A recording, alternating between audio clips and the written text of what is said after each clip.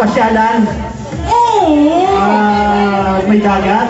Oo, meron! Bandang Norte. Oo!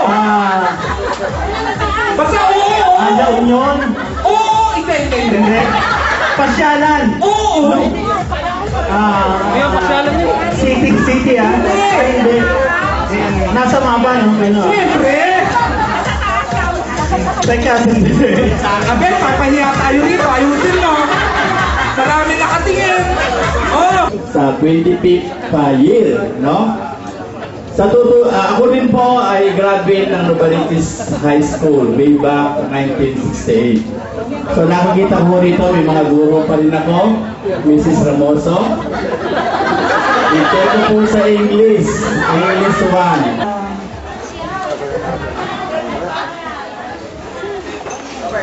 Magandang gabi sa inyong lahat. Tagalog, ha? Ako'y labis na nasisiyahan. Pinataba ninyo ang aming puso sa parangal na binibigay niyo sa amin ngayon. Sa ngayon ay 65 years old na ako.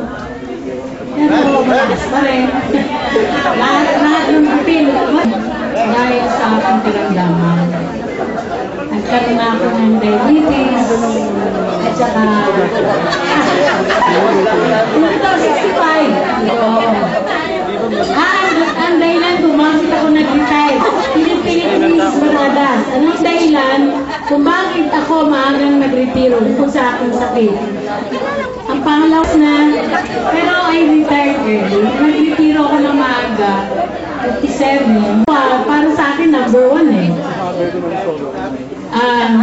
Parang nakakalungkot sabihin na nung panahon na ako'y nag-retiro, ibang-ibang mga bata, kahit ngayon, kasi sa panahon nino araw. Ang mga bata ngayon ay very disrespectful, walang kagalang-galang. Masasabi ko na zero na ang kanilang morality.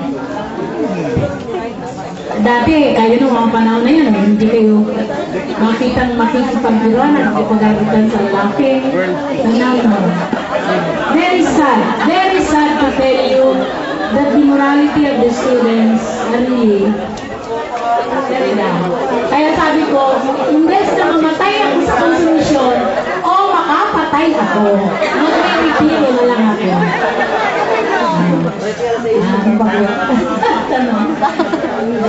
Pinagkakabahan mo yun.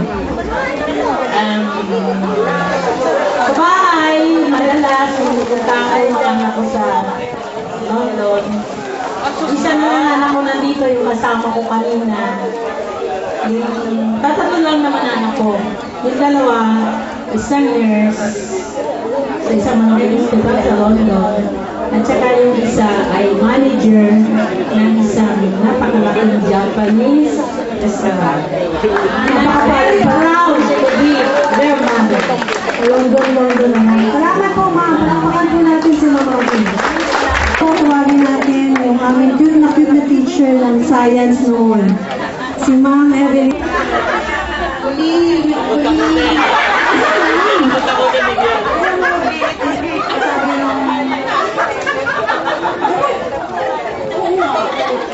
Si Vivian ang invado.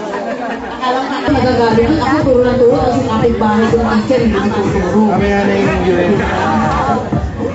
Teka mo yan. Babati ako sa lahat. Happy anniversary. 25th. Yes! Diba? Ang gaganda nyo, ang kagwapo. At saka natutuwa ako, ang dami ninyo, more than 50 kayo. At saka, ano yan? In spite of the bad weather, ang layo ko, Project 6. Yes! Para maka-attend ng ganito action. Sasabihin ko ulit yung sinabi ko 5 years ago, you're the reason why I am still here. Tuwang-tuwa ako nung makita ko si Ray, kasi naalala kong bigla, sana dinala ko. Time, nanood naman ako ng Oprah. Meron isang mama, at the age of 57, umiiyak siya, naalala niya yung teacher niya. na tinuruan siyang magbasa. Sabi ko kami sa sarili ko, ilang kanyang mga estudyante ko yung natouch ko ba ang puso?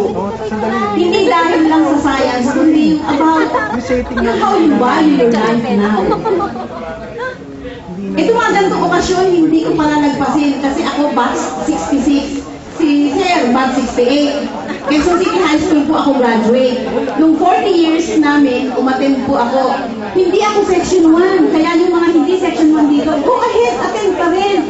No, at saka kayong mga section 1, ano sinupin niyo yung ibang mga kaklase nyo? Kaya natutuwa ako ngayon dito sa nakikita ko dahil wala nang section-section. Batch na ang tawagan niyan. Diba? Oo. Yung mga dalawin nyo yung mga sakit. Ipagpanalangin yung mga nauna doon. Kaya natuwa ako nung sinabi ni Sir na manalangin tayo dahil ang ating isang kagulo ay nauna na sa atin. Yung mga ganyang bagay ay hindi pinalagpas. Kasi masarap pa kasi ng mga nakaraan kahit may pangit. Hindi naman lahat maganda eh. Hindi lahat maganda. Pero talagang ganun ang buhay and life must go on. Tignan niyo, pinahinto ang ulan.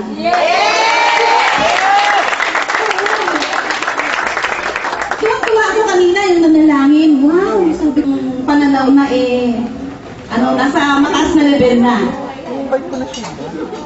At saka yung mga, alam niyo yun, lahat kayo may talento eh. Wala nang, ano lang ako noon, ganyan. Kasi sinabi ko rin yun, nung pinagsalita ako, nung 2006, kasi batch 6, 40 years na.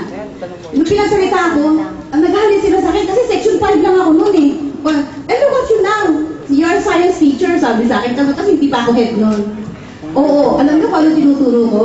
Earth science tong araw. Tagalogin mo yun Dinatawa sila. Bakit kayo tumatawa? Alam ko lang sasabihin mo, kamunduhan. O diba, meron dito palagay ka mga teacher na rin. O diba, kaya at least natutuwa ako sa inyo na inipon nyo yung mga kaklase niyo kahit na, alam niyo, huwag yung sabihin, ay ayoko, nahiya ako, nagka-tricycle lang ako. Hindi nakakahiya yun. Kasi you belong to this batch. And I'm so glad, even Mr. Santa Maria nandito rito. O diba? Siguro. Kaya lumalakas yan kasi kumato ng mga ganitong okasyon. So you keep it up. Sana sa susunod 30 years, after 5 years, andito pa tayo pareho. O diba? And the secret, sabi nila kasi, uy, ma'am, ba't bumabata kayo? Number 1, you have to, clean living. I hope you get what I mean. Diba? O sige, magandang gabi sa inyong lahat. Baka sabihin nyo, member ako ng AIM. Ayaw iwanan ng mic. Because